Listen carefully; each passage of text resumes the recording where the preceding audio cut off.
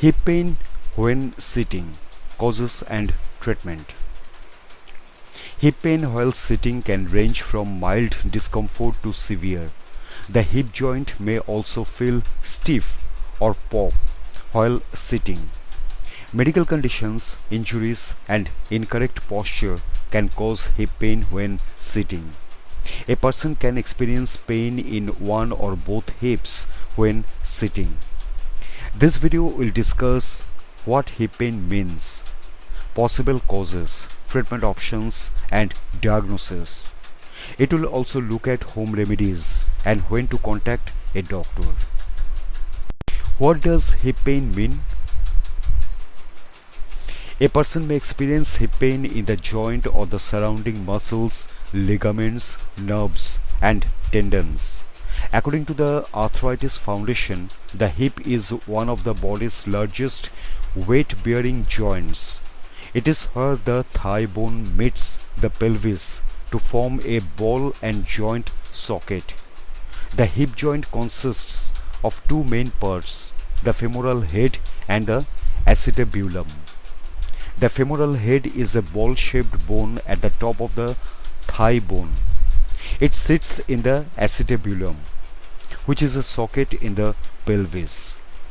The following muscles surround the hip: gluteals, which are the buttock muscles; adductor muscles, which are the inner thigh muscles; iliopsoas muscle, which begins in the lower back; quadriceps, which are four muscles in the front of the thigh; hamstrings, which are the muscles on the back of the thigh. Major nerves such as the sciatic nerve and blood vessels also surround the hip. Hip pain that occurs on the outside of the hip, buttock, and upper thigh may result from damage or injury to the muscles, tendons, and ligaments. Posture and sitting position.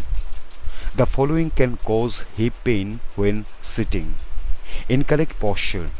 If a person regularly sits hunched over, this can cause hip pain. Sitting without proper support for the back or hips increases pressure on the hips, and the strain can cause pain over time. Sitting positions. If a person sits cross-legged or leans over to one side, they can put more pressure on their hips, resulting in pain. Sitting on an uneven surface. If a person sits on an uneven surface such as a cushion or chair that is too soft, it may cause their body to tilt to one side and put more pressure on one hip. Added weight on one hip can result in poor posture and pain in the hip while sitting. Pinched nerve. Sitting for long periods can lead to a pinched nerve. The medical term for a pinched nerve is radiculopathy. This occurs due to stretching, compression, or constriction of a nerve or set of nerves. When this occurs in the hip, it can cause pain in the thigh, buttocks, groin area, and hip. A person may also experience loss of movement, numbness, tingling, burning sensations. Treatment. Treatments for radiculopathy include stretching, anti-inflammatory medication, hot and cold treatments, rest. Sciatica. Sitting for prolonged periods can lead to sciatica. This refers to pain that occurs due to irritation to the sciatic nerve. The sciatic nerve is the longest and widest in the body and runs from the lower back to just below the knees. Sciatica can cause a person to experience pain in their buttocks, feet, toes, and the back of the leg.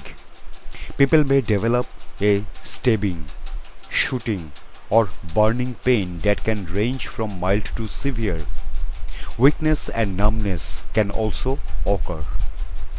Treatment. Treatments for sciatica include exercises, stretches, and pain relieving and anti-inflammatory drugs. Bursitis.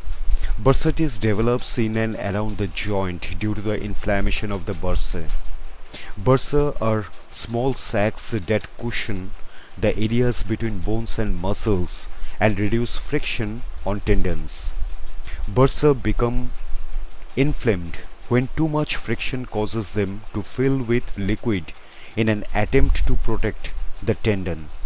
There are two major bursa in the hip that may become inflamed: the trochanteric bursa and the iliopsoas bursa.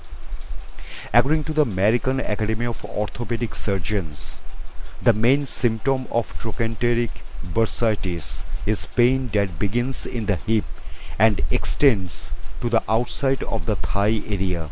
Initially, the pain is sharp. The pain can worsen when getting up from a chair after sitting for prolonged periods. Some people report being unable to sleep on that side because the pain wakes them up at night. Treatment. Treatments for bursitis include pain and anti-inflammatory medications, physical therapy, splints and braces, hot and cold treatments, exercise, rest, surgery. Tendinitis. Tendons are fibrous tissues that join muscle to bone. When inflamed, they can become irritated, swollen, or painful. When it affects the hip, healthcare professionals may refer to it as iliopsoas tendinitis. Symptoms include pain in the groin or front of the hip. People may also notice snapping or clicking sensations. Treatment.